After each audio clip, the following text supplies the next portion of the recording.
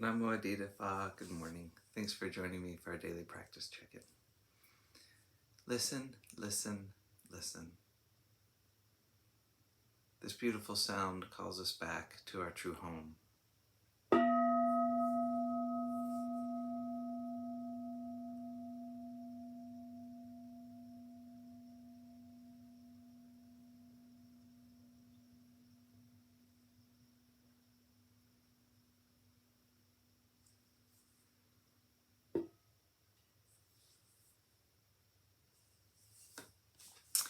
The second mindfulness training.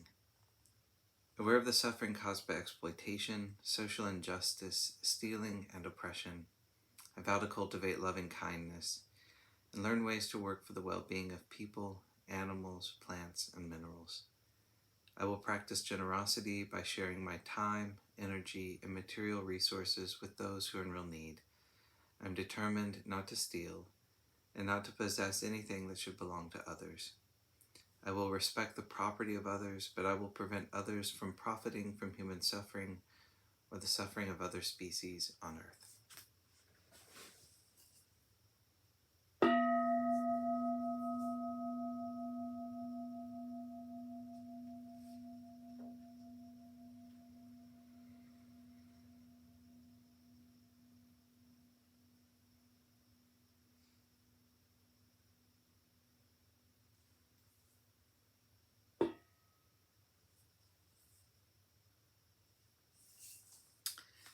Our reading this morning is continuing from a section on Friends on the Path by Ajahn Amaro from his book Catastrophe, Apostrophe.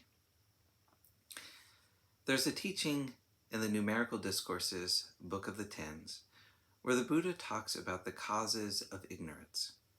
He starts off by reflecting, what is the nutriment? What is a supportive condition for ignorance? He then names the 5 hindrances, nivarana, as the nutriment, the support for ignorance, the fuel for ignorance.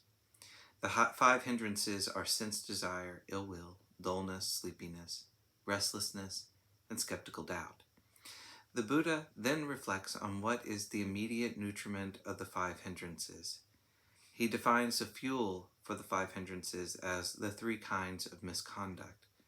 That is misconduct in body, speech, or mind. The Buddha then reflects on the nutriment for these 3 kinds of misconduct.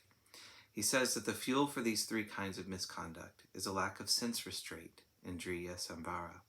This means being careless and indulgent in sense activity, in what we look at, listen to, taste, smell, and touch, being reactive rather than responsive. Then, what is the nutriment? What is the fuel for being unrestrained in the senses? That is named as a lack of mindfulness and clear comprehension, sati sappajanya. What, in turn, is the nutriment? What is the fuel for the lack of mindfulness and clear comprehension? It is unwise attention, not using wise reflection, yaniso manasikara, attending to things unwisely. What is the nutriment? What is the fuel for unwise attention or putting the mind onto unhelpful or confusing things? This is defined as being the lack of faith, sada. What is the fuel? What then is a nutriment for lack of faith? It is not hearing the good Dharma. And what is the cause? What is the fuel for not hearing the good Dharma? This, most significantly, is named as not associating with good people, saparisa samseva, choosing to hang out with foolish people instead. So that is the root. The origin of this whole causal chain is related to who you choose to spend your time with. The Buddha, being an extremely thorough and scrupulous teacher, then takes us back through the chain in the other direction, and at the conclusion shows what the beneficial results are of making better choices. If you choose to spend time with good people, they will encourage you and support you in listening to good Dhamma, which gives rise to faith, which supports wise reflection, which supports mindfulness and clear comprehension and intuitive awareness, which supports restraint of the senses, which means living responsively rather than reactively and compulsively. This removes the fuel for unwholesomeness in actions of body, speech, and mind, which removes the fuel, takes away the support for the 5 hindrances, which in turn removes the fuel for ignorance. In addition, he points out how wholesomeness in actions of body, speech, and mind supports the development of the 4 foundations of mindfulness.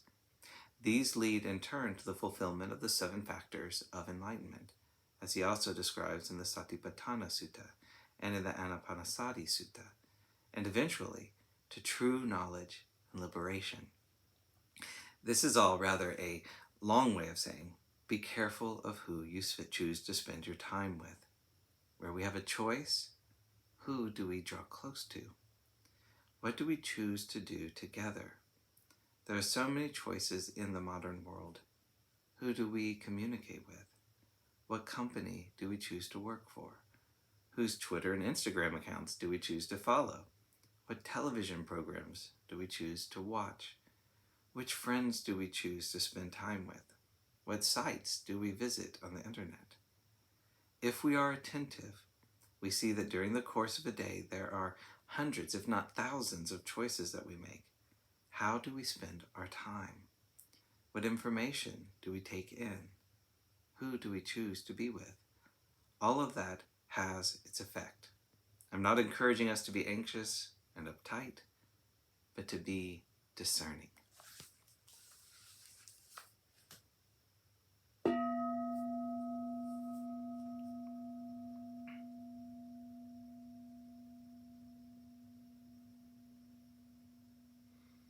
May all beings be well. May all beings be happy. May all beings be peaceful. Sadhu, sadhu, sadhu. Thanks for joining me today.